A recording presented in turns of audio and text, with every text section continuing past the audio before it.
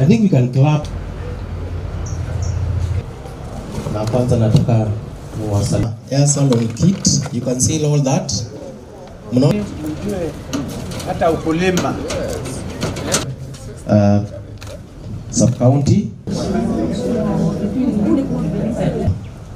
I want to request somebody. Congratulations. Mheshimiwa Major Marsden Madoka. As you sitting here receiving assistance which you had applied for, please make use of it for the intended purpose.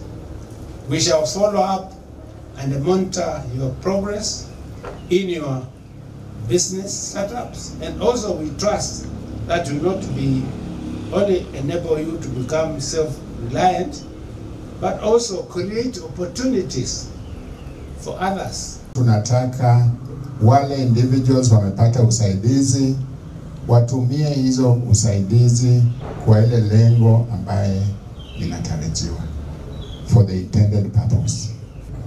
Some people want to sell zile vifaa wamepata from the national fund. We will not allow that, because we will deal with the offender, ule anauza na ile pia mtu ambaye anachukua hizo, because it defeats the purpose.